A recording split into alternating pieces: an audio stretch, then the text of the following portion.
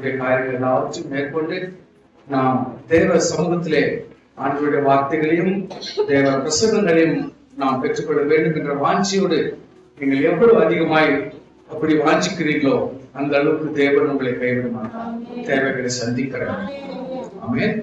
விசேஷமாக இன்றைய செய்தி சமரிட்டன் உமன் என்கிற ஒரு தலைப்பிலே வசனத்தை நாம் தியானிப்போமாக. யோவான் 4ஆம் அதிகாரம் 4ஆம் வசனத்திலிருந்து 41ஆம் வசனம் வரைக்கும் இருக்கிற இந்த சப்ஜெக்ட் இது. யோவான் 4ஆம் அதிகாரம் 4 முதல் 41 வசனங்கள்.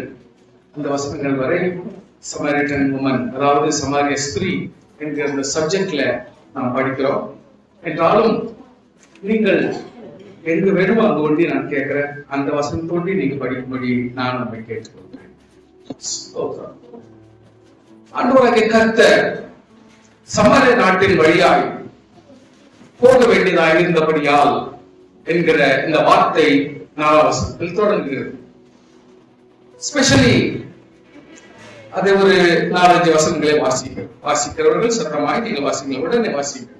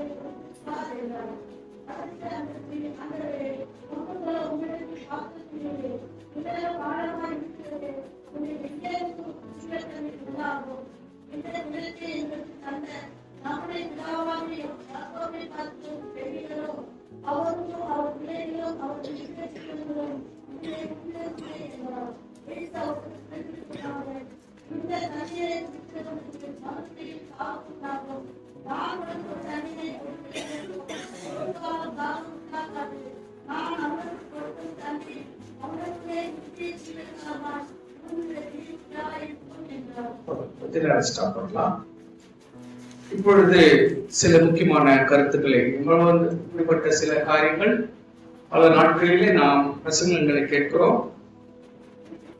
ஒரே பிரசங்கத்தை ஒருவேளை ஒரு 2 விதமாய் நீங்கள் கேட்டிருக்கலாம். ஆனால் இன்றைக்கு கொஞ்சம் வித்தியாசமாக நீங்கள் கேட்க போகிறீர்கள். அப்படினாலே இந்த சமாரிய ஸ்திரீ என்ற இந்த கருத்தை கொஞ்சம் கூட நீங்கள் புரிந்து அதை தகுந்தல் போல கிறிஸ்தவ வாழ்க்கை என்பதனுடைய அருமையான ரகசியம் என்ன என்பதை கொஞ்சம் நாம் புரிந்து கொள்வதற்கு இது நல்ல வாய்ப்பாக இருக்கும். விசேஷமாக சமாரிய நாட்டின் வழியாய் போக வேண்டி இருக்கிறபடியால் அப்படின்ற ஒரு வார்த்தை இந்த இடத்துல வருகிறது. சமாரியா நாட்டு வழியா போறதுக்கு அவங்களுக்கு இஷ்டம் இல்லை. சமாரிய நாட்டு ஜனங்களை கடந்து போக அவர்களுக்கு இஷ்டம் இல்லை, அவர்களுக்கு விருப்பம் இல்லை. அப்போ சமாரியா நாட்டார் யார்? சமாரியா நாட்டாருடைய குணாதிசயம் என்ன? ஏன் அவங்களோட சம்பந்தம் கலக்கிறது இல்லை? அப்போ அவருடைய குணாதிசயம் என்ன? அவருடைய கிரியை என்ன? ஏன் அவங்களை ரிஜெக்ட் பண்றாங்க? யூதர்கள் ஏன் அப்படிப்பட்ட ஒரு வெறுப்பு அவங்களுக்கு இருக்கிறது என்பதை கொஞ்சம் கூட நாம் படிக்கணும். இதுக்காக அதாவது உங்களுக்கு தெளிவாக சில விவரங்கள், அதாவது வெறும் பைபிள் மட்டும் நீங்க படிச்சுட்டு போனா இவ்வளவுதான் படிச்சுக்கிட்டு நீங்க இருந்துடணும் சில விஷயம். ஆனால் கொஞ்சம் அதை குறிச்ச இடத்துல கொஞ்சம் படிக்கும் பொழுது மட்டும்தான் இப்பொழுது தூரத்துக்கு கதை இருக்குதா, அப்படியே இருந்தால் நாம் ஏன் மற்றவர்களால் வெறுக்கப்படுகிறோம், ஏன் நாம் மற்றவர்கள் நம்ம மேல் விருப்பப்படுகிறது இல்ல, நம்மளுடைய செயல்தான் என்னன்றது சில நேரத்தில் நமக்கே தருது இல்ல. அதனால இந்த இடத்துல ஒரு விவரத்தை உங்களுக்கு நான் சொல்லிக் கொடுக்க விரும்புகிறேன். சாலமோனுக்கு பிறகு விசேஷமாக சாலமோனை கர்த்தர் விசேஷமாக உலகத்தினுடைய ஒரு பெரிய ராஜாவை தெரிந்து கொண்டு, உலகத்தில் அவனை போல சகலவற்று சம்பரமானவன் எவனும் இல்லை. அது எதை குறிக்கிறது? ஆண்டவராகிய கர்த்தர் ஒருவர் தெரிந்து கொண்டால் அவ்வளவு தூரத்துக்கு ஆசீர்வதிக்க முடியும் என்பதுதான் இந்த சத்தியம். ஒரு கர்த்தருக்கு டெடிகேட் ஆன ஒரு மனுஷனுக்கு தன் மனதிலே, அதாவது சாலமோன் ஆண்டவரை பார்த்து எதுவும் கேட்கல, ஓப்பனா, கர்த்தாவே எனக்கு இப்படிப்பட்ட ஏக்கம் இருக்குது, இப்படிப்பட்ட வாஞ்சி இருக்குது, எனக்கு ஆசீர்வாதம் சொல்லிட்டு அவர் கேட்கல. ஆனால் அவர் மனசுல அந்த ஏக்கம் இருக்குது. அந்த ஏக்கத்தை கர்த்தர் புரிஞ்சுக்கின்னு அவனுக்கு தரிசனத்தை காட்டுறார். அவ்வளவுதான். அந்த தரிசனத்தை கர்த்தர் பேசுறார்.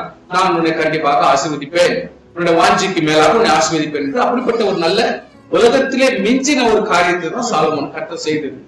ஆனால் சாலமோன் தன்னுடைய வாழ்க்கையில எந்த இடத்துல கண்ட்ரோல் பண்ணணும், எதை கட்டுப்படுத்தணும் அப்படின்ற அவனுக்கு உலக அளாவிய அறிவு இருந்தாலும் சில விஷயத்துல தவறுறான். இது எது குறிக்குது? மனுஷன் எப்பொழுதுமே தன்னுடைய வாழ்க்கை ஆசீர்வாதங்கள் வர வர அது ஒரு கண்ட்ரோல் இல்லாம போனா நிச்சயமா தன்னுடைய வாழ்க்கைக்கே ஒரு ஆபத்து வரும் என்பதை நாம் புரிந்து கொள்ள வேண்டும். நமக்கு இருக்கிற லிமிட்டுக்கு மேல சில காரியங்கள் வந்துவிட்டால், அறிவானாலும் சரி, பணமானாலும் சரி, பொருள் ஆனாலும் சரி, உறவு ஆனாலும் சரி, சம்பந்தங்கள் ஆனாலும் சரி, நேசங்கள் ஆனாலும் சரி, ஃப்ரெண்ட்ஷிப் ஆனாலும் சரி, எல்லா ரிலேட்டிவ் காரியம் இருந்தாலும் சரி, அளவுக்கு மிஞ்சி போனால் டெபினெட்லி அது நமக்கு ஆபத்தாகவே இருக்கும் என்பதை ஞானம் சொல்லிக் கொடுக்க வேண்டும். ஞானியே ஞானத்தை மீறி தவறு செய்கிற ஒரு சூழ்நிலை இந்த இடத்துல காணப்படுது. ஆனப்படினாலே நாம் கடைசியாக தெரிந்து கொள்ளுகிற காரியம், எந்த மனுஷனும் எவ்வளவு மனுஷனிடத்திலிருந்து எல்லாவற்றையும் கற்றுக்கொள்ள முடியாது. தேவன் ஒருவர் மட்டுமே நமக்கு சாட்சியா இருக்க முடியும். ஆண்டவராகிய கர்த்தர் மட்டுமே நமக்கு ஒரு எடுத்துக்காட்டாக இருக்க முடியும். நாம் ஒரு காரியத்தை கற்றுக்கொள்ள முடியுமானால் அது தேவனிடத்திலிருந்து மட்டுமே கற்றுக்கொள்ள முடியும். வழியே மனுஷனிடத்தில் கற்றுக்கொண்டால் டெபினெட்லி அது ஒரு இடைஞ்சலாக இருக்கும் என்பதையும், ஒரு தவறாக இருக்கும் என்பதையும், நம்முடைய வாழ்க்கையில ஒரு ஆபத்தாக இருக்கும் என்பதையும் நீங்கள் மறுபடியும் ஞாபகப்படுத்திக் கொள்ள வேண்டும். அப்படினாலே இந்த இடத்துல ஆக்டர் சாலமோன் எப்பொழுது கர்த்தருக்கு கீழ்ப்படியாமல் அந்நிய தெய்வத்தை வணங்குகிற ஜனங்களோடு உறவு வைத்து அவர்களை பிரியப்படுத்த அவர்களுக்கான மேடைகளை கட்டி, நல்லா ஞாபகம் பண்ணீங்க, சென்சிட்டிவா இருங்க. சில வார்த்தைகள் ரொம்ப சென்சிட்டிவா இருங்க. கல்யாணம் பண்றா, அது வழி இல்ல, கல்யாணம் பண்ணிட்டான். ஆனால் இப்ப அவங்களுக்கு பிரியப்படுத்துறதுக்காக அவங்களுக்காக மேடையை கட்டுறான், அவங்களுக்கு கோயில்களை கட்டுறான். ஒவ்வொரு ஸ்திரீங்களுக்காக இந்த ஸ்திரீ இதனுடைய பழக்கம்னா அவங்களுக்கு ஒண்ணு செய்யறான், இந்த ஸ்திரீ வேற ஒரு பழக்கம்னா அவங்களுக்கு தகுந்த மாதிரி ஒண்ணு செய்யறான். இப்படி ஒவ்வொருத்தருடைய நிலைமைக்கு இவன் ஆளாயிட்டா அப்போ ஒரே தேவன் என்கிற அர்த்தம் என்ன வந்துச்சு? அப்போ இவனுடைய போதனை யாருக்கு தேவை? இவனுடைய வழிபாடு யாருக்கு வேணும்? இவனுடைய உத்தரவு யாருக்கு வேணும்? இப்பழக்காரனால அது எங்களுக்கு என்னத்துக்கு பிரயோஜனம்? நீ ஞானம், அந்த ஞானத்தால் எங்களுக்கு என்ன பயன்? யோசனை பண்ணி பாருங்க. செய்தி நம்முடைய வாழ்க்கையில ஒரு திருப்பத்தை கொண்டு வர வேண்டும். பணமும் பொருளும் ஞானமும் ஒரு மனுஷனை மாற்ற முடியாது, அற்புதமாய் செயல்படுத்த முடியாது. தேவ ஞானம் தேவை, தேவ அறிவு தேவை, தேவ நடத்துதல் தேவை, தேவனுடைய கைடன்ஸ் தேவை, நமக்கு ஒரு கண்ட்ரோல் தேவை. எதுவுமே அந்த கண்ட்ரோல் இல்லாமல் போனால் நம்முடைய வாழ்க்கை சீர அழிஞ்சு போய்விடும். அதை கொஞ்சம் நம்ம ஞாபகம் வேணும். நமக்கு தெரிவதில்லை பாருங்க, நம்ம ஒவ்வொரு நாளும் இன்னைக்கு இன்னைக்கு இன்னைக்கு அப்படியே போயிட்டே இருப்போம். அது எங்கேயோ கொண்டு போய் இழுத்துன்னு போயிடும். விசுவாசிகள் எப்பொழுதுமே சற்று கவனம் கொள்ள வேண்டும். சபையில வசனம் பேசப்படும் பொழுது நீங்க கொஞ்சம் கூட திங்க் பண்ண வேண்டிய நிலைமையில நம்ம இருக்கணும். ஏன்னா இப்பதான் அது பதியும், நம்முடைய புத்தியில பதியும், அது நம்முடைய ஞானத்துல பதியும். சோ ஞானம் என்பதை பேசுறதை விட்டுட்டு என் ஆண்டவராக கர்த்தர் கொடுக்கிறது ஞானம், என் கர்த்தர் கொடுக்கிறதே அறிவு, என் கர்த்தர் கொடுக்கிறத எடுத்துக்காட்டு, அவரே நமக்கு சாட்சி, அவரே நமக்கு ஒரு ஒரு விளக்கம் என்பதை நீங்கள் புரிந்து கொண்டு அவரே சார்ந்திருப்பதுதான் நியாயம் என்பதற்காக இந்த இடத்துல கடைசியாக சாலமோனை சாவடிப்பதற்கு உங்களுக்கு பலமுறை சொல்லியிருக்கிறேன். 2 ஆட்களை வேறொரு காலங்களிலே கர்த்தர் உருவாக்குகிறார், சத்துவனை உருவாக்குகிறார். அதிலேயும் அவங்கெல்லாம் இவர் சாவடிக்கு பயந்துட்டு ஓடிடுறாங்க. கர்த்தர் மனசு சமாதானம் இல்லை, இவன் இப்படிப்பட்ட செய்வான்னு சொல்லிட்டு இவருக்கு நம்பிக்கை இல்லை, இவன் மேல கர்த்தர் பிரியமா இல்லை. சுவாசி உண்மையில் கர்த்தர் வைத்த நோக்கம் என்ன? இன்றைக்கு உண்மையில் கர்த்தருக்கு எப்படிப்பட்ட நம்பிக்கையை நாம் கொடுக்கிறோம்? நீ விசுவாசி ஆனதற்கு கர்த்தர் பிரியப்படுகிறாரா? அல்லது நம்முடைய வாழ்க்கையிலே நாம் எவ்வளவு தூரத்துக்கு ஆண்டவருக்கு பிரியமானவர்களாக இருக்கிறோம்? நம்முடைய ஒவ்வொரு செயலும் கர்த்தருக்கு பிரியமாய் நடக்கிறதா? ஆண்டவர் விருப்பப்படுகிறவரா? சற்று சிந்தித்து பாருங்க. ஸ்தோத்திரம் பண்ணலாமா? ஸ்தோத்திரம் பண்ணலாமா? கை வைத்து ஸ்தோத்திரம் பண்ணலாமா? கொஞ்சம் திங்க் பண்ணுங்க. கடைசியா ஒருவருடைய மிஸ்கைட் பலருக்கு தம் வழி தப்பி போக வாய்க்காலாய் மாறுகிறது. சப்போஸ் இன்றைக்கு நம்மில் ஒருவர் தவறான செயல்களையும் தவறான கோட்பாடுகளையும் தவறான பழக்கங்களையும் தவறான பேச்சுக்களையும் தவறான பழக்கங்களையும் ஒருவர் மாறுகிறார் என்று சொன்னார். இன்றைக்கு நம் பிள்ளைகளுக்கு நாம் வைத்து போகிற ஒரு தவறான வழி இன்றைக்கு அவர்கள் அசுத்தத்துக்கும் பாவத்திற்கும் நரகத்துக்கும் தள்ளப்படுவதற்கு காரணமாய் மாறும். கடவுளை தட்டி தேவை சொல்லுவோம். தப்பா எடுத்துக்காதீங்க. கண்ணு மூடுறீங்க, அதனால தான் உங்களை கை வைத்து சொல்றேன், கையை தட்ட சொல்றேன். இதெல்லாம் நீங்க புரிஞ்சுங்க. நான் மேடையில இருந்து பாக்குறேன். கொஞ்சம் நீங்க புரிஞ்சுக்கணும். என்ன உங்களுக்கு போயிட்டு நான் டிஸ்டர்ப் பண்றதுக்கோ உங்களை கை தட்டுறதுக்கெல்லாம் எக்ஸசைஸ் கொடுக்கறதுக்கு நான் இங்க வரல. கொஞ்சம் புரிஞ்சுக்கணும். நீங்கெல்லாம் நான் எல்லாத்தையும் அனுசரித்துதான் போகணும். அதுல தாழ்மையா தான் அட்ஜஸ்ட் பண்ணி போகணும். அது எல்லாத்தையும் ஒன்னும் தெரியாத இருக்குதான் அந்த அனுபவத்துல எடுத்துன்னு போயிடணும். யாரையும் நிச்சயம் பண்ண முடியாது. ஜெபிக்க வந்தீங்க, ஆராதிக்க வந்தீங்க, தேவனை கனப்படுத்த வந்தீங்க, தேவனுடைய இரக்கத்தை பெற வந்திருக்கீங்களே. நீங்க வந்ததே பெரிய சாக்கியமாச்சே. சோர்வுபடுத்த முடியுமா? இன்னைக்கு சாலமோன் கடைசியாக வேற வழியில ஆண்டவர் ரொம்ப மனசு சைலண்ட் ஆயிட்டாரு. எப்படி அவனை பத்தி கேவலம் பேசுறதுன்றது கூட ஆண்டவர் வாயை அடிச்சு போச்சு.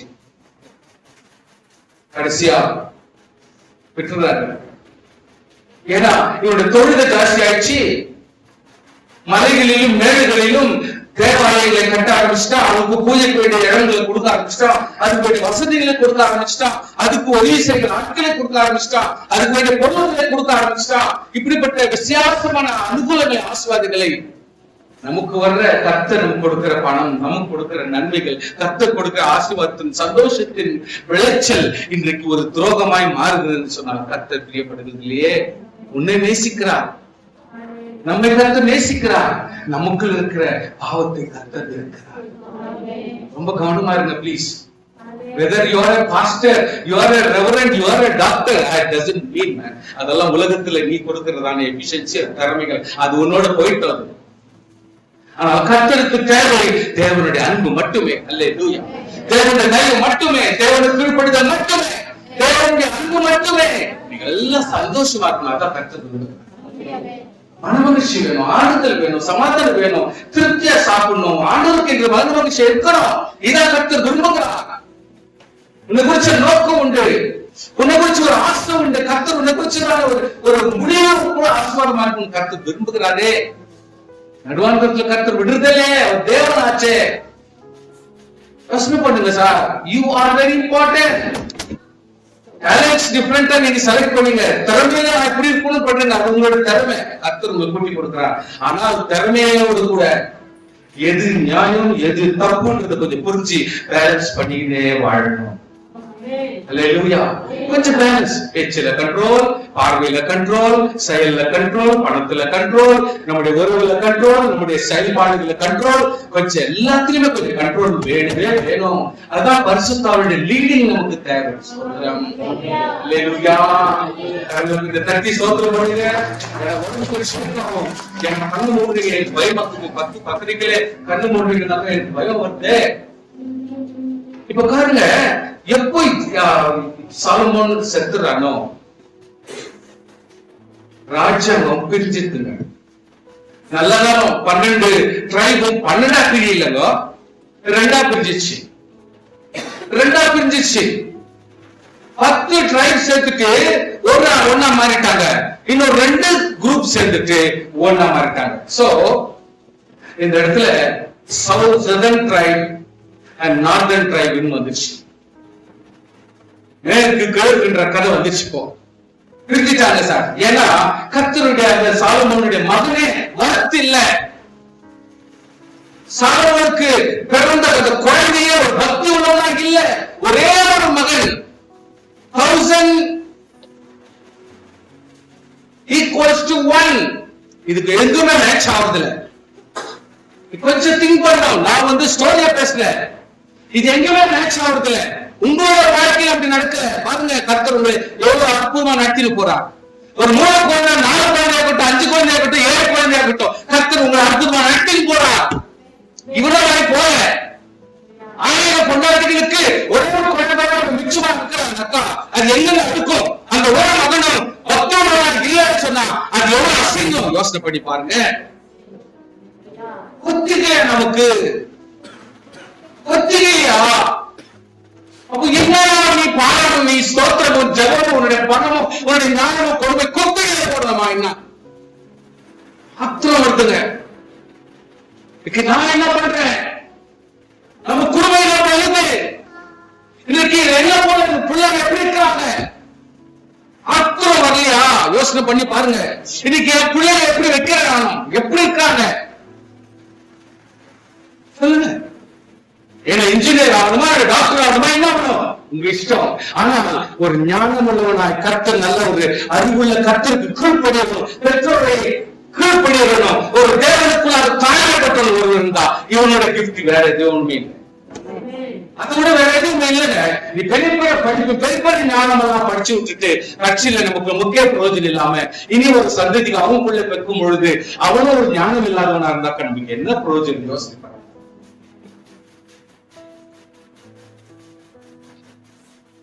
சதர்ன் கிங்டம் 10 ட்ரைபை வச்சுக்கின்னு ஜெருசலேமை தலைநகரா போட்டு அவங்க ராஜ்யம் பண்ண ஆரம்பிச்சிட்டாங்க.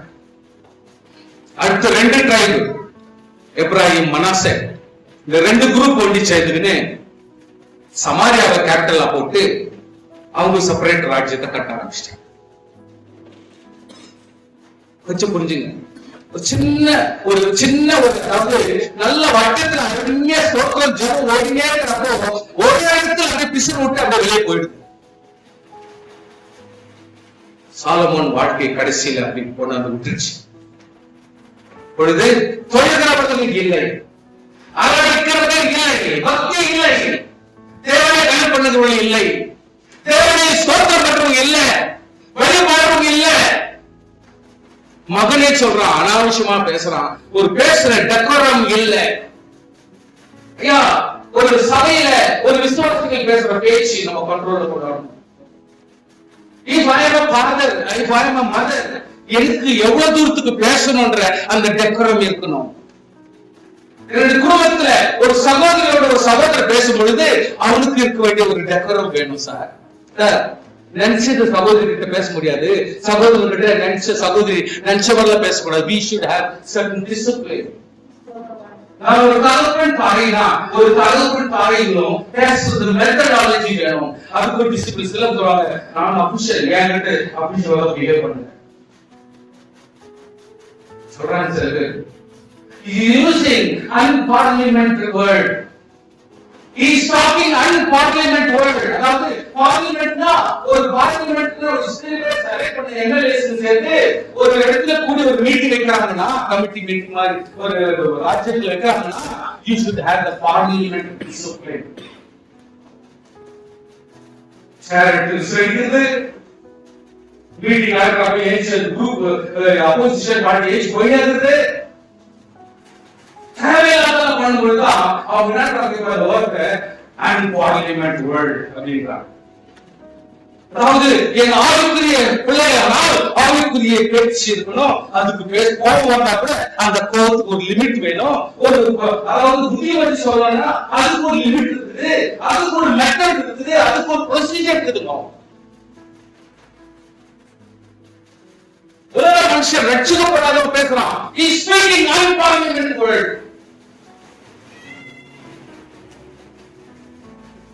ನಾವುಂತ ಮಾತಾಡಿ, ನಾನುಂತ ಮಾತಾಡಬೇಡಿ, ನೀವುಂತ ಮಾತಾಡಬೇಡಿ, ನೀವುಂತ ಮಾತಾಡಿ. See, there is a burden that we need to discipline ourselves.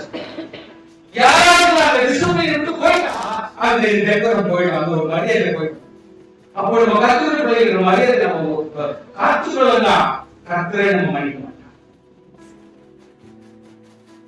The two people, Ephraim, Manasseh, நாமெல்லாம் என்னுடைய ராஜா சொன்னபடி சாலமோன் மகன் சொல்றபடிதான் கேவோன்னு சொல்றாங்க. அவர் என்ன பண்ணிட்டா தெரியுங்களா? 10 கோத்திரம் எருசலேமை தலைநகரா வச்சு அவங்க கர்த்தர் சமூகத்தில் தொழுகிறாங்க. இந்த 2 கோத்திரம் எப்ராயிம் மனாசே இதுதான் மெயின் சப்ஜெக்ட். நீங்க புரிஞ்சுங்க. இவங்க என்னட்டாங்க, நாங்கெல்லாம் நார்தன் பார்ட்ல இருக்கிறோம், ரொம்ப தூரம் நான் டிராவல் பண்ணி எருசலேம் போயிட்டு என்னால வர முடியாது சார். சப்ஜெக்ட் கிளியரா போடுறீங்க. நாங்கெல்லாம் எவ்வளவு தூரம் உங்க கூட 10 கோத்திரத்து கூட நாங்க வந்து சேர முடியாது. ஏன்னா எருசலேம் வந்து எவ்வளவு தூரம் பிரயாணம் வந்து நாங்க வர மாட்டோம், நாங்க தனியா தான் பார்க்கிறோம். எல்லாரும் கவர் சொல்லி வந்து கவர் வர சொல்லி 2 பேர் சொல்லிட்டாங்க. சோ அது ஒரு சதன் பாட்டா போயிட்டு சமாரியாவை தலைநகரை வச்சு அவங்க நடத்த ஆரம்பிச்சிட்டாங்க. அந்த 10 கோத்திரமும் அவங்க என்ன பண்றாங்க, யூதா கோத்திரங்கள் இதெல்லாம் ஒன்னா சேர்ந்து கர்த்தருக்கு பயப்படுறதும் கொஞ்சம் தீர்மானம் பண்றதும் கர்த்தர் அங்கேயும் நிறைய ராஜாக்களை உருவாக்கி கர்த்தர் அங்கங்க எலிசா வச்சு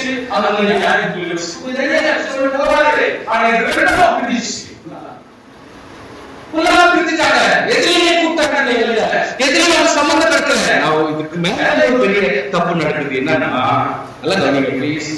அவ்வளவு தூரத்துக்கு நீ எங்க போறீங்க? ராஜா சொல்றாரு, நீ போயிடா, உங்களுக்கு நான் ஒரு கோயில் கிடைச்சாரு, உங்களுக்கு நான் கோயில் கிடைச்சாரு சொல்லிட்டு ஒரு மாடு உங்களை எகிப்திலிருந்து கொண்டு வந்த தெய்வங்கள் சொல்லிட்டு உருவாக்கி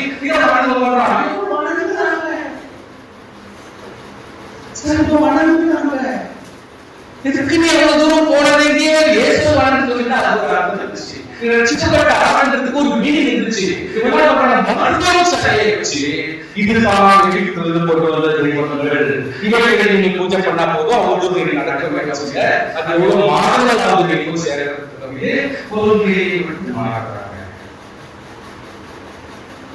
ரட்சிக்கப்பட்டவர்கள் சம்பந்தப்பட்டாங்க, ரட்சிப்பு இல்லாதவங்க கல்யாணம் பண்றாங்க, பூஜைகள் பண்ண ஆரம்பிச்சாங்க. இப்பொழுது அருமாற்ற பொருள்களில் இருக்கிறாங்க. அதிகாரிகளும் விதவிதமான தப்புகள் நடக்க ஆரம்பிச்சு சமாளிக்கிறாங்க. இப்ப 10 கோத்திரம் பார்க்கிறாங்க, இதுவும் நடக்கிற விஷயம் சிறுவி மாறி போயிடாவா, கிறிஸ்துவுக்கு விரோதம் எப்பவும் விரோதமாயிடுச்சு அப்படின்னு சொல்லிட்டு இப்பொழுது எருசலேமிலிருந்து தொடங்கி அந்த 10 கோத்திரங்களும் என்னைக்குமே சமாதானத்தை ஏற்றுக்கொள்ள முடியாத ஒரு விரோதிகளாக மாற்றப்பட்டார்கள். காரணம் அவங்களுடைய கொள்கை, அவங்களுடைய பூஜை, அவங்களுடைய தப்பான எண்ணங்கள், தப்பான கிரியைகள், எல்லா வழக்கங்கள், போதை பொருளும் இச்சையான காரியங்களும் எல்லாம் நடக்க ஆரம்பிச்சிச்சு. நான் கேட்க முடியாது, ராஜாவே தெரியல, ராஜா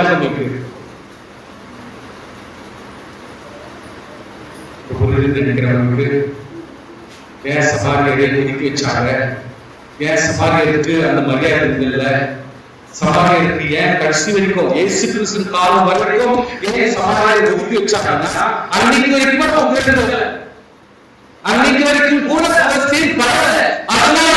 இப்படிப்பட்ட ஒரு காலகட்டம். அதாவது இந்த இடத்துல ஒரு ஸ்திரீ சந்திக்கும் பொழுது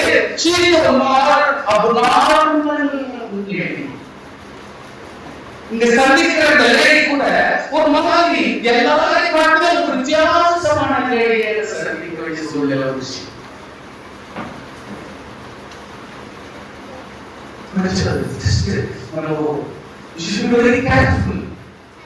எப்படிப்பட்ட ஒரு ஆஸ்தி, எப்படிப்பட்ட ஒரு அந்தஸ்து, எப்படிப்பட்ட மரியாதை எடுத்து வரணுன்றது ஒரு கற்றுட்டோம். அட் தி சேம் டைம் நம்முடைய கொள்கையை மாறக்கூடாது, மாறக்கூடாது. நான் கர்த்தரால் தெரிந்து கொள்ளப்பட்டவன், அந்த கொள்கையை மாறக்கூடாது. நான் ரட்சிக்கப்பட்டவன், அந்த கொள்கை மாறக்கூடாது. நான் அபிஷேகம் பண்ணப்பட்டவன், அந்த கொள்கையை மாறக்கூடாது. நாம் நினைச்ச பூஜைப்பட்டிருக்கலாம் போகக்கூடாது. கண்ணில் உண்டு நீங்க ஆரம்பித்த மணியை மாறக்கூடாது கேட்கலாம். தண்டனை வாங்கித்தான் நீங்க மறுபடியும் வரணும். சார் மறுபடியும் நீங்க ஜெயிப்பா மறுபடியும் சொல்றாங்க வாங்கிதான் வரணும். வேற வழி இல்லை. கேட்காத அவனுக்கு கர்த்தர் இவ்வளவு தண்டனை கொடுத்தார், இவ்வளவு இக்கட்டுல கொடுத்தார், எனக்கு இவ்வளவு பெரிய ஆலோசமான செலவு கொடுத்தார், எனக்கு இவ்வளவு நஷ்டத்தை கொடுத்தார். சுவாசியை கொஞ்சம் கவனிக்கணும். மனசு வைங்க. அதாவது இத மனசார திங்க் பண்ணணும். வெளியே சொல்ல வேண்டிய அவசியம் இல்ல. இது ஒரு கூட்டணிய பேசுறது இல்ல. This is not a gossiping ஒருத்தர் ஆலோசனை மெல்ல சார் பேசுற விஷயம் இல்ல. இது நமக்கு ஒரு ரத்தம் இருக்குது. நான் பேசுறேன். நமக்கு ஒரு ஜெயம் இருக்குது. கிறிஸ்துவே நமக்கு நமக்காக போராட ஒருத்தர் அது ஆண்டவராகிய கிறிஸ்து மட்டுமே. கொஞ்சம் புரிஞ்சுக்கிறீங்களோ? இந்த தொழிலை நம்ம ஆயிட்டோம்னா நிச்சயமாக நம்ம சும்மா ரட்சிக்கப்பட்டவன். தேவையில்லாதெல்லாம் வாயை அப்பக்கூடாது. Very careful. ரொம்ப உஷாரா இருக்கணும். தப்பு பண்றோம். யார் தப்பு பண்ணாத? நம்ம பண்றீங்க, நான் பண்றேன், நீங்க பண்றீங்க. யார் தப்பு பண்ணாதோ இது சாவுது. ஆனா ஆண்டவருக்கு தெரியும். ஆண்டவருக்கு வருவோம்.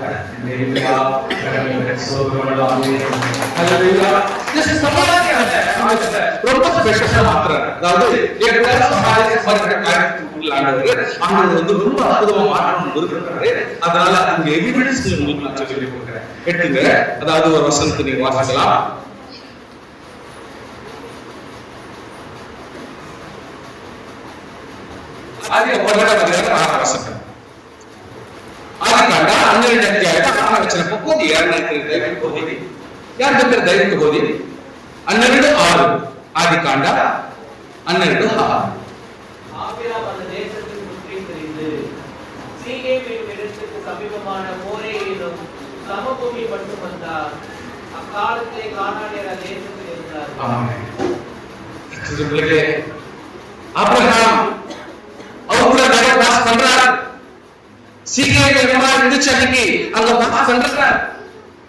அந்த இடத்துல இருந்து ஃபர்ஸ்ட்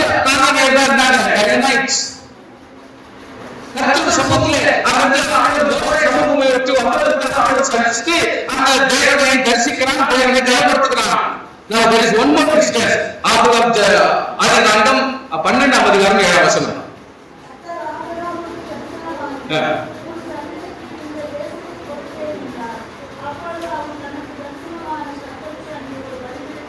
ஆமென். கர்த்தர் என்ன சொல்றாரு? நீ சமாதானத்தை உன்னை ஒதுக்கல. நீ சமாதானத்தை உன்னை ஒதுக்கல. கர்த்தர் தோற்றத்தில் இருந்த ஆண்டவர் கட்டளையை பார்க்கிறார். நம்மள பிடிக்க பார்க்கிறார். மறுபடியும் சீர்படுத்த பார்க்கிறார். எங்களுக்கு அங்கே சந்திக்க வச்சுட்டு அவனுக்கு ஒரு தரிசனத்தை கொடுத்து மறுபடியும் சந்ததிக்கு இந்த இடத்துல கொடுப்பேன். அப்போ ஒரு ராஜ்ய பிள்ளையாக மாற்றுவதற்கும் இந்த ஒரு பரிசுத்த பூமியை மாற்றுவதற்கு ஸ்டேட்மெண்ட் கர்த்தர் ஆதாரம் கொடுக்கிறார். அந்த இடத்துல ஒரு பலிபீடத்தை கட்டி அதை ஒரு ஸ்டெபிலைஸ் பண்றாங்க, உறுதிப்படுறாங்க. எஸ், இது கர்த்தருடைய இடம் அப்படின்னு சொல்றாங்க. 12ஆம் அதிகாரம் 8ஆம் வசனம் வாசிங்க. வாசிங்க மறுபடியும். The mountain east of Bethel, and he pitched his tent with Bethel on the west and Ai on the east. There he built an altar to the Lord and called on the name of the Lord. Amen. அந்த இடத்துல ஒரு கூடாரம் போடுறாங்க உறுதி பண்றதுக்காக. ஒரு கர்த்தருடைய பிள்ளை இந்த இடத்துல கூட ஆசீர்வாதமா இருக்க முடியும், நான் வாழ முடியும் என்ற வாழ்க்கையை காட்டுவதற்காக அந்த இடத்துல அந்த கேட்காக ஒரு கூடாரம் போட்டு அந்த கர்த்தர் நாமத்தை பலிபீடத்தை கட்டி கர்த்தர் நாமத்தை தொழுது கொடுக்கிறார். அல்லேலூயா. ஒரு சமாதான ஒரு கேரளமா விட கிறிஸ்தவா விட அந்த காலத்துல கர்த்தர் அவங்களை ஸ்டெபிலைஸ் பண்ணுகிறார். இப்பொழுது 18 வாசிங்க. ஜெனிசிஸ் ஆதிகாண்டம் 33:12. யாக்கோபு மகான் ஆராமிலிருந்து வந்த பின் கானான் தேசத்தில் இருக்கிற சாலேம் என்னும் சீகேமுடைய பட்டணத்துக்கு அருகே சென்று பட்டணத்திற்கு எதிரே கூடாரம் போட்டார். 33:18. அப்பொழுது அவர் உம்முடைய மகிமை எனக்கு காண்பித்து அருளும் என்றார். ஆமென். 33ஆம் அதிகாரம். Then Jacob came safely to the city of Shechem, which is in the land of Canaan, when he came from Padan Aram, and he pitched his tent before the city. Stop.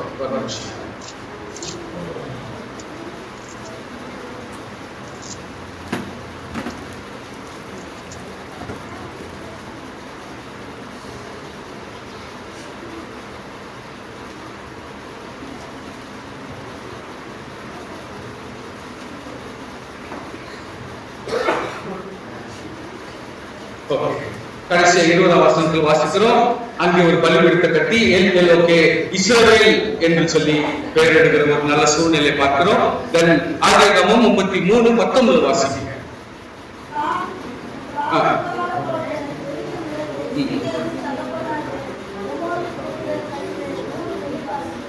Okay, இப்போ இவர் அந்த இடத்துல land purchase பண்றார் ஆசைப்பட்டு. So இவரு பணத்தை கொடுத்து purchase பண்றாரு அப்படின்னா இந்த கனானைட் இந்த இடத்துல கூட ஒரு கர்த்தருடைய பிள்ளைகள் உறுதிப்பாடு கொடுக்கணும்னு இது ஏன் வாங்குறத பத்தி இந்த இடத்துல போடுறாங்கன்னா, லாஸ்ட்ல இந்த யாக்கோபே யோசேப்புக்கு தானமா கொடுத்துருவாரு. பாப்பா நம்மளுக்கு லேண்ட் இருக்குது கானான் இதுல, அந்த இதுல இந்த இடத்துல இருக்குது, இந்த இடத்த நான் உங்களுக்கு தானமா கொடுக்கிறேன் அப்படின்னு சொல்லிட்டு அவர் யோசேப்பு கொடுப்பார். சோ அந்த உண்மையில இருக்குன்னா நமக்கு ஒரு கர்த்தருடைய பிள்ளைகளுக்கு ஒரு ஆசீர்வாதமான இடமா இருக்கணும், அது ஒரு வாசஸ்தலமா இருக்கணும். இந்த இடத்தை சமாளிக்க நம்ம கட்டி கொடுக்கூடாது, மோசமா விடக்கூடாது, கீழ்த்தரமா விடக்கூடாது, கட்டி எழுப்பணும் அப்படிங்கிற ஒரு பெரிய கருத்து அப்படின்றதுனால யாக்கோபு மூலமா அது பர்ச்சேஸ் பண்ணவும் படுது. அது அவருக்கு 100 வெள்ளி காசுக்கு வாங்குறாங்க. இந்த நேரத்துல கவனிச்சு பாருங்க, ஆதியாகமம் 48:21. ஆதியாகமம் 48:21 வாசிங்க.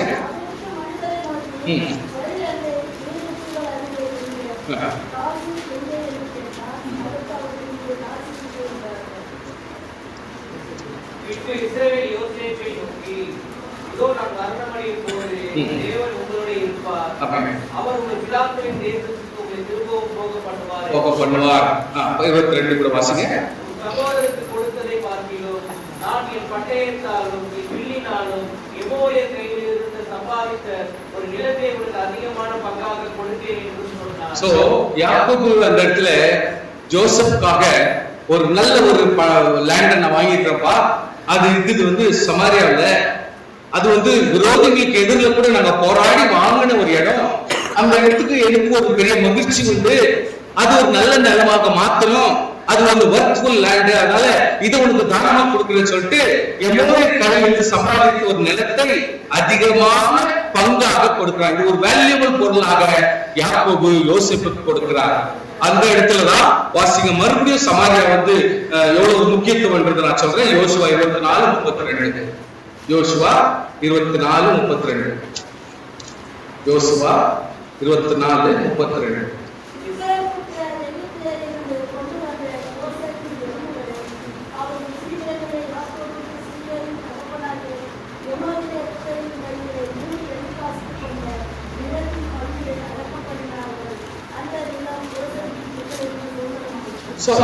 ஒரு லேண்ட் கொடுத்தது மட்டுமல்ல, இந்த இடத்துல யோசேப்புனுடைய எலும்பு கூட அந்த இடத்துல பதிக்கும்படி சொல்றாரு. இது என்னுடைய லேண்ட், யாக்கோபையா வாங்கினது, இப்ப அது எனக்கு கொடுத்துருக்காரு.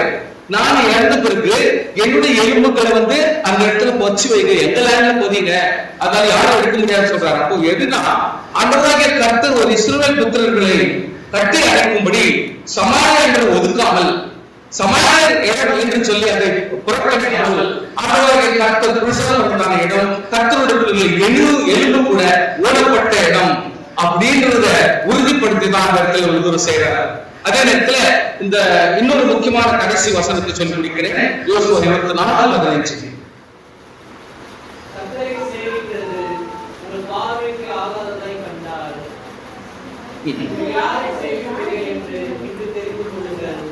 இது யோசுவா சொல்றாரு. ஆனா எங்கிருந்து சொல்றாரு? 24:1 வசனம் வாசிங்க.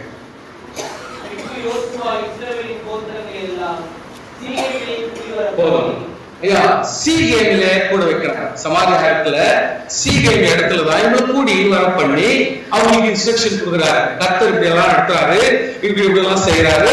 இந்த இடத்துல நீங்க கேர்லெஸ்ஸா இருக்காதீங்க, கர்த்தரை கனப்படுத்துங்க, இந்த இடம் கர்த்தர் நமக்காக கொடுக்குறாரு, இதுக்கு ஒரு மரியாதை செலுத்துங்க, இது நம்முடைய தேசமா, நமக்காக கொடுக்குற இடம், இது ஒரு தேவனுடைய பண்பாட்டையும் தேவனுடைய மகிமையை வெளிப்படுத்துகிற இடம், நமக்காக கொடுத்திருக்கிற இது தேவனை மகிழ்ச்சிப்படும் சொல்லிட்டு அந்த இடத்துல ஞாபகப்படுத்துறாங்க. அப்பா நீங்க எல்லாம் கேர்லெஸ்ஸா இருக்காதீங்க, நீங்க வேற சேமிப்பீங்க, கர்த்தரை சேவிக்கிறவங்களுக்கு ஆகாத போயிட்டாக்க வேற யாரும் உங்களுக்கு ஆதரவுகளா மாறுவாங்க. அதனால நீங்க மறுபடியும் கர்த்தரை சேவிங்கன்னு சொல்லிட்டு அந்த இடத்துல ஒரு ரிவைவல் கொண்டு வருகிற மனுஷனாகவும் அவங்க மறுபடியும் சீர்திருத்தம் பண்ணுறவங்களாகவும் ஒரு செயல்படுத்துகிற மனுஷனாகவும் இந்த இடத்துல மாறுகிறாங்க. கர்த்தருடைய பிள்ளைகள் நம்ம கொஞ்சம் எவ்வளவு தூரத்துக்கு இந்த இடத்த ஆண்டவருடைய கரம் ஒரு அதாவது சமாதான என்று ஒதுக்கப்படாமல் அத்தை கூட கர்த்தருடைய பிள்ளைகள் மத்தியிலே ஒரு நேசமான இடம், அருமையான இடம், கர்த்தருடைய இடம் என்று சொல்லி நேசித்து சீர்படுத்த முயற்சி பண்ணிக்கிறாங்க. ஆனா இங்க இப்ப யாக்கோபின் கிணறு வரும். இந்த இடத்துல 6ஆம் மணி வேலை அப்படின்ற ஒரு ஸ்டேட்டஸ பார்க்கிறோம். 6ஆம் மணி வேலைன்னா 1 PM அக்கார்டிங் டு யூதருடைய பிரகாரமா, அதாவது காலையில் 8 மணி தான் 1ஆம் மணி நேரம். இந்த கணக்கு பிரகாரம் இவங்க 1ஆம் மணி நேரம் காலையில் 8 மணி. அதே நேரத்துல 12 மணி நேரம் 12 24 இல்லைங்களா, அந்த 12ஆம் மணி நேரம் எப்போ சாயங்காலம் 6 மணி. அப்போ காலையில் 8 மணி இருந்து 6 மணி வரைக்கும் உங்களுக்கு எப்படி 12 ஹவர் வராது. ஆனா நல்லா புரிஞ்சுக்கணும், இதுல அதாவது ரோமர் அந்த ரோமர் இப்படிப்பட்ட ஒரு கொள்கையை வச்சு 1ஆம் மணி நேரத்திலிருந்து 12ஆம் மணி நேரம் காலையில் 8 மணியிலிருந்து சாயங்காலம் 6 மணிக்குள்ள 12 மணி நேரம் வராது. ஆனா இந்த பிரிச்சு அவங்க கொடுத்துட்டு இந்த மணிக்குள்ளதான் மனுஷன் செயல்படணும், வேலை செய்யணும், அவங்களுக்கு நல்லா வாழ்க்கை நேரம் என்று பார்க்கப்படுறாங்க. சோ எதுக்காக நான் சொல்றேன்னா, 6ஆம் மணி வேலையில ஆண்டவராகிய இயேசு கிறிஸ்து இந்த கிணற்றடியில அந்த சகோதரி சந்திக்கிறாருன்னு சொன்னா அது எந்த நேரம்னா 1 o'clock மதியம் 1 மணி நேரம். உச்சகட்டமான வெயிலும் உச்சகட்டமான பகலாக இருக்கிற நேரம் என்பதை நீங்கள் ஞாபகப்படுத்திக் அந்த இடத்துல கர்த்தர் அந்த சந்திக்கிறார்.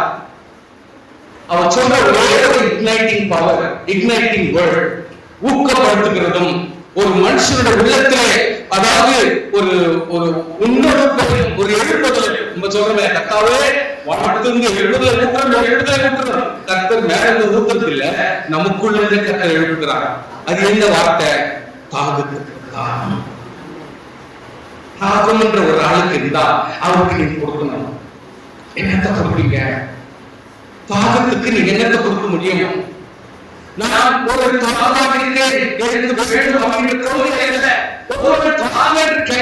அவனுக்கு நீங்க எதை கொடுப்பீங்க? சோ பல தாகங்கள் உண்டு உலகத்தில், பலவிதமான தாகங்கள் உண்டு.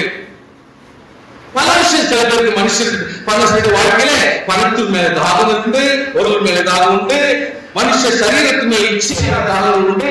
பலவிதமான தாகங்கள் நீங்கள் பேசிக் கொள்ளலாம், நேரம் இல்லை. ஆனால் இந்த இடத்துல ஆண்டவர் பேசிக்கான தாகத்தை ஒன்று சொல்லுகிறார், குடிக்கிறதுக்கு தாகத்துக்கு அப்போ இந்த அம்மா என்ன சொல்லணும்? ஒண்ணு கொடுக்கிறேன் இல்ல என்று நான் சொல்லணும். ஆனால் அந்த காலத்திலிருந்து இந்த காலம் வரைக்கும் நீடித்திருக்கிற ஒரு விஷயம் என்ன சொன்னா, சமாரியர் யூதருடைய பேச மாட்டாங்க, யூதரை கண்ணை விட்டு பார்க்க மாட்டாங்க. பார்த்துட்டு அவங்க உடனே போய் குளிச்சுட்டு தான் வருவாங்க. மறுபடியும் சிட்டிக்கு போனோம்னா அவங்க போய் குளிச்சுட்டு தான் மறுபடியும் வருவாங்க. சோ ஒரு யூதன் ரோட்ல போயிருந்தா கூட சரி, சமாரியை ஈஸியா ஐடென்டிஃபை பண்ணிக்குவாங்க. அவங்க பார்க்கவும் மாட்டாங்க, பேசவும் மாட்டாங்க, கை கொடுக்க மாட்டாங்க, யாருக்குமே நம்மளால எதிர்பார்க்கறதெல்லாம் செய்ய முடியாது. அவங்க அப்படி நினைக்கிறாங்க, கொள்கை மாறுவாங்க, கர்த்தருடைய சித்தத்தை மீறி போடுங்க, தேவனை நேசிக்காதவங்க, விக்கிரகத்தை வணங்குறவங்க, ஆண்டவருடைய கொள்கையை மீறி வெளியே போயிட்டு எருசலேமே எங்களுக்கு தலைநகரா வேணான்னு, சமாரியா எங்களுக்கு தலைநகரம் சொல்லிட்டு போயிட்டுவங்க. இவங்க எதிலுமே நியாயம் நேர்மையை கைப்பற்றாதவங்க. அதனால இவங்களை எப்பொழுதுமே கீழ்த்த மாத்த வச்சாங்க. ஆனால் இன்ஃபேக்ட் இங்க கேட்கிற கேள்வி அந்த அம்மா என்ன கேக்குதுன்னா, நான் ஒரு சமாஜஸ்திரி இருக்கும் பொழுது யூதனாக நீ எப்படி என்கிட்ட கேட்கலாம்? நான் ஒரு ஒதுக்கப்பட்ட சமாஜஸ்திரியாக இருக்கும் பொழுது நீ உன்னதமான குலம் தானே நீங்க, அப்ப நீங்க என்ன என்கிட்ட கேட்கறீங்க? தாகத்துக்கு தா அப்படின்னு சொல்லிட்டு எப்படி கேட்க முடியும் அப்படிங்கிறாங்க. ஆண்டவர் நாடுற இந்த இடத்துல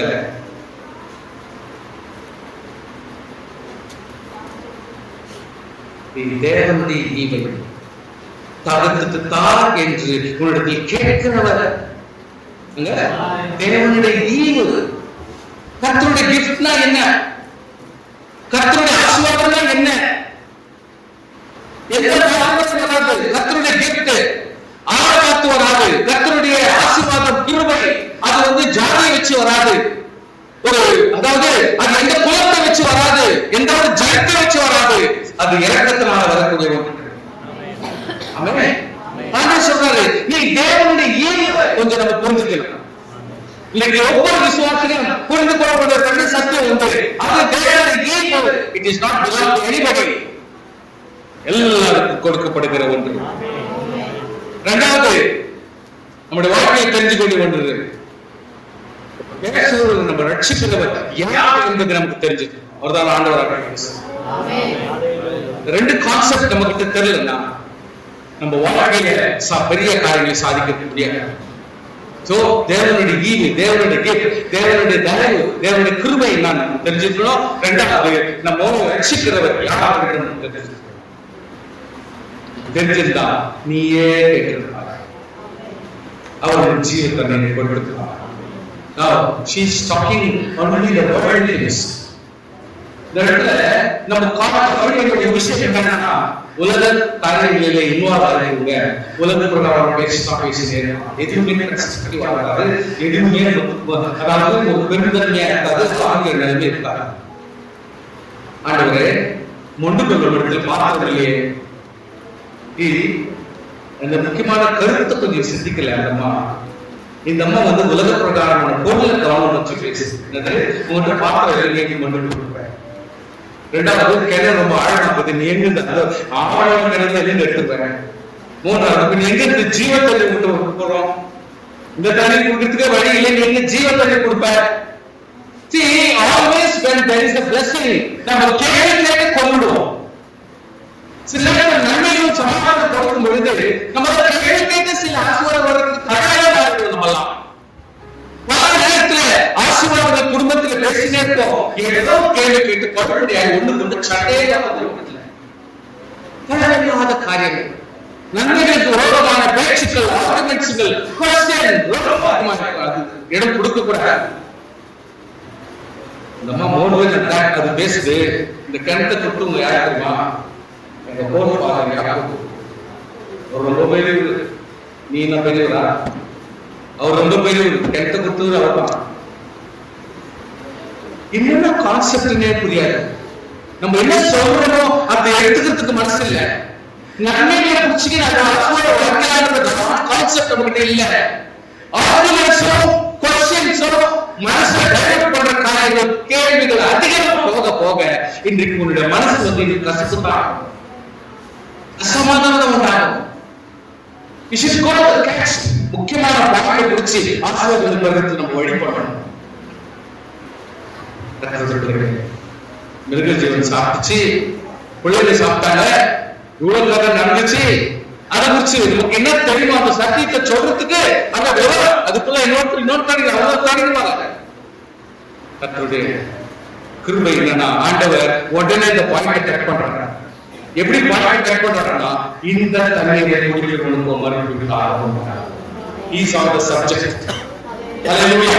ஆண்டவராகிய கிறிஸ்து அந்த சப்ஜெக்ட் விட்டு மாறல, அதே சப்ஜெக்ட்ல கான்சென்ட்ரேஷன் பண்றாங்க. விசுவாசத்தில் எப்பவுமே அமௌண்ட் ஒர்க்ஸ் பேசுறதுல you should maintain the subject. அந்த வார்த்தையில பேசும்போது சக்திக்கும் விரோதத்துக்கும் வாய்ப்புகள் வராது. கான்செப்ட்ல கரெக்டா இருங்க. நம்ம பேசுறது எதை பேசணும் அந்த பேச்சுல கவனமா இருங்க. சண்டைகள் ஒழியும், பிரச்சனைகள் ஒழியும், கன்ஃபியூஷன்ஸ் வராது. இந்த தண்ணீரை குடிக்கிறவர்களுக்காக உண்டாகும். நான் கொடுக்கிறேன். Now he is creating one more புது வினோதமான கேள்விக்கு இடமான ஒரு காரியத்தை சொல்றார். ஃபர்ஸ்ட் எடுத்தோம்னா ஒன்னு சொன்னார், இப்போ என்ன சொல்றாரு? நான் கொடுக்கும் தண்ணீரை குடிக்கிறவர்களுக்கு ஒரு காலம் ஆகும். அது உலகத்துல எல்லாம் எந்த தண்ணி குடிச்சாலும் நமக்கு தாக்கம் உண்டாகத்தானே. நீ கொடுக்கிற தண்ணிக்கு எப்படி தாக்கம் உண்டாக போகும்? கேள்வி எழும்ப ஆரம்பிக்கிறது. ஒரு மனுஷனுக்கு எப்படிப்பட்ட the inculcating the creativity in somebody's life, ஒரு மனுஷனுடைய வாழ்க்கையில அதாவது கண்டுபிடிப்பை கண்டுபிடிக்கத்தக்க ஊக்கமான வார்த்தை எப்படி வாயில போட முடியும்? அதுதான் தண்ணீரை ஆகும், நானும் கொடுக்கும் தண்ணீரை குடிக்கணும் ஆகும் ஆகாது அப்படின்னா தண்ணி அதிக ஸ்பெஷல் தண்ணி அதிக வரும். அது யாரும் கொடுப்பாங்க கேள்விகள் உருவாகும். என்னன்னா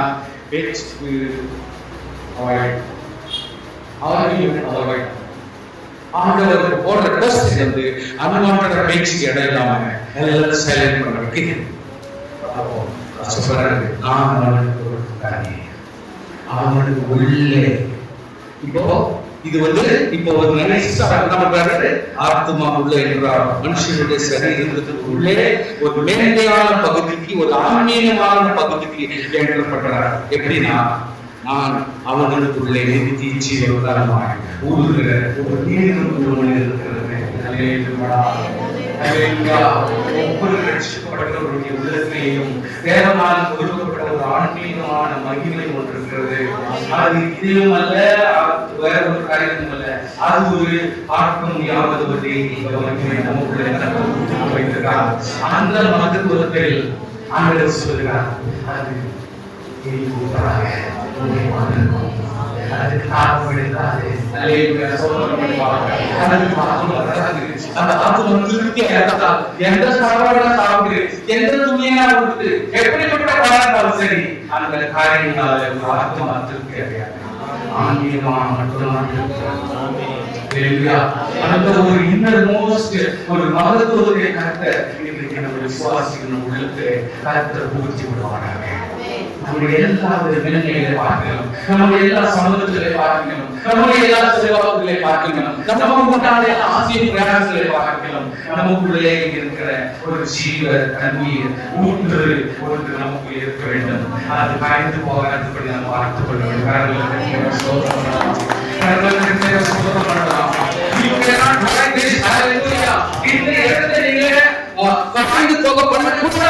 ஒவ்வொரு மனுஷனுடைய உள்ளத்திலேயும் அவர் தாகத்தை உருவாக்கிக் கொள்ளவும் அந்த தண்ணீர் தடாகமாக மாற வேண்டும்.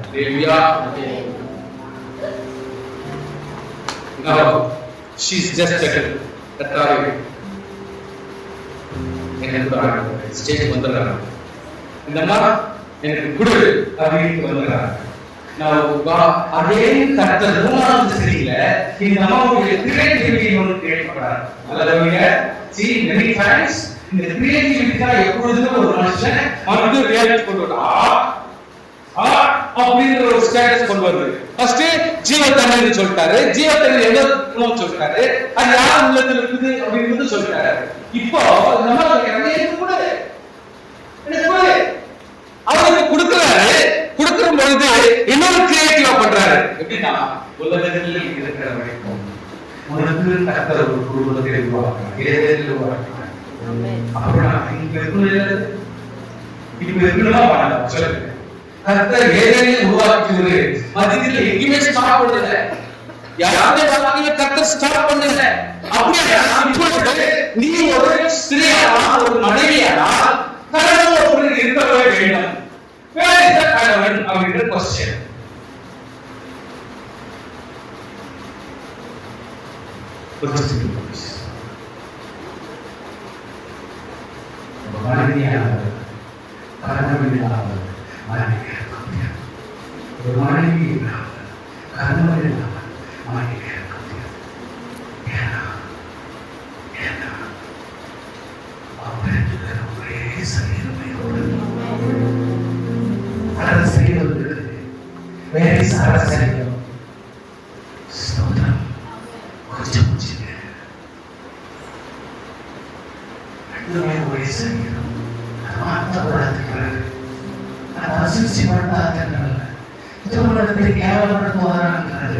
அப்படி வந்து உனக்கு ஒரு ஜீவத்தை கொடுக்கணுமா, ஜீவத்தை கொடுக்கணுமா, நீயும் உன் கணவனும் ஒரே செய்வாய். நீ இருந்தால் மட்டும்தான் அந்த ஜீவத்தை வாங்கி கொள்ள முடியும்.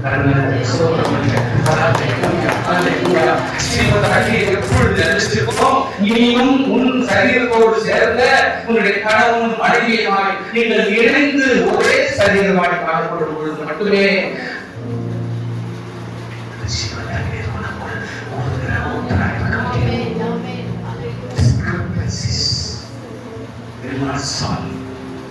உங்களுடைய மனதில் இருக்கிற கேள்வி செயல்படாது. நீ எழுப்புகிற கொஸ்டின்லாம் பதில் வராது. ஜீவனை நிலைச்சிருக்கோம். குடும்பமாக இணைந்து செய்யலாம். தப்புகள் நிறைய இருக்கும், வித்தியாசங்கள் ரொம்ப இருக்கும். நினைப்புல கூட வித்தியாசங்கள் வரும்.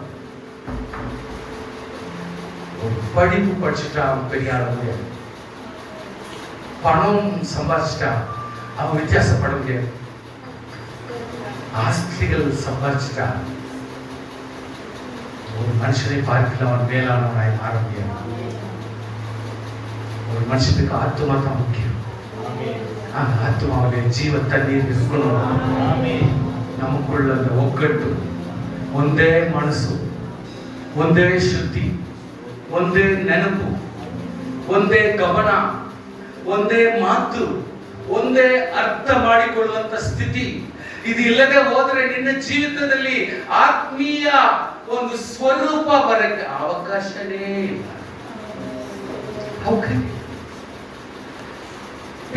பேசுறோம் சர்ச்சில், வீட்டுல போனோம்னு தெரியும், நடத்தணும் இல்ல, நடத்தணுமா வேணவா? கேட்கறது ஒண்ணுன்னா அங்க போய் நடத்துறது வேற இருந்தாக்கா முடியாது. ஜீவ தண்ணீர்ல ஊற்று வர்றதுக்கு சான்சஸ் கிடையாது. So please, we should have to understand. ஜீவ ஊற்றுன்றது 1000 பிரச்சனை இருக்கட்டும், பரவாயில்ல தெரியாது பேசணும். எப்படி நீ எழுதணும், ஏதோ ஆத்திரத்துக்கு பேசலாம், கோவப்பட்டு பேசலாம், மனசுக்குள்ள வெளியில சொல்றது இல்ல. நீ திட்டின அளவா போல போட்டு சும்மாட்டேன், இதெல்லாம் பேசக்கூடாது. அழுப்பெல்லாம் அழப்பக்கூடாது. இதெல்லாம் அது இன்னும் பிரச்சனைக்கு காரணமா மாறிடும். தெரிஞ்சுங்களா? போன வருஷம் பேசுன பேசி இப்ப எடுத்துட்டு வந்து கலக்குறது இல்ல. இந்த குப்பையை கலர்ற வேலை எல்லாம் வச்சுக்கூடாது. ஜீவ தண்ணீர் வராது, குப்பைத்தான் வரும். குப்பைத்தான் வரும் சார், நாத்து அடிக்கும் சார். போன வருஷத்துக்கு எடுத்தா எப்படி இருக்கும்? ஒரு யோசனை பண்ணுங்க. கரெக்டா சொல்றேன். அரை நீங்க இருக்கிற இன்னொரு அறைய போகணும். இல்ல சாமி, இப்போ இருக்கிறவரும் புருஷன் இல்லை, நான் என்ன பண்ணிட்டோம்?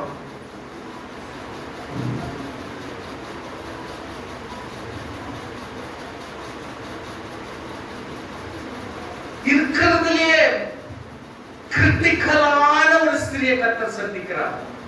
நம்ம கேள்விப்படாத ஒரு சந்தர்ப்பத்தை இந்த இடத்துல சந்திக்கிறோம். ஐயா, ஆண்டவர் அதுக்கும் ஒரு சொல்யூஷன் வச்சிருக்கிறார். அதான் பேச வந்தது நான். இதுக்கும் கர்த்தர் ஒரு சொல்யூஷன் வச்சிருக்கிறார். உனக்கு இவ்வளவு புருஷன் இருந்தார்கள், இப்ப இருக்கிறவனும் புருஷன் இல்லை, நீ கரெக்டா பேசுற, பரவாயில்ல அப்படின்றார் ஆண்டவர்.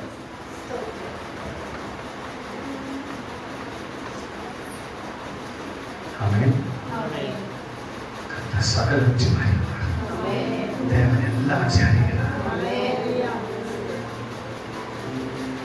இந்த மாதிரி என்னது, ஐயா நீ சாதாரண மனுஷன் இல்ல, நீ ஒரு தீர்க்கதரிசி.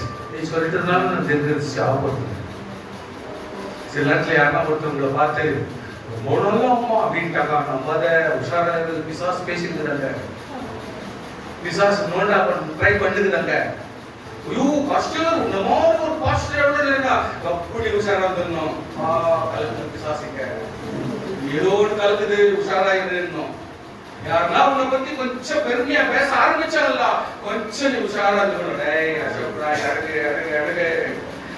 அழகு அப்படின்னு ரொம்ப கவனமா இருக்கணும். அப்படி வச்சுக்கோ, அவ்வளவுதான் உங்க. இல்ல ஜெனரலா நான் சொல்றேன், நம்ம வீட்டுல கூட அவ்வளவுதான். அவங்க வீட்டுல வைஃப் பார்க்க எல்லாம் சமாளிச்சிட்டேன், நல்லா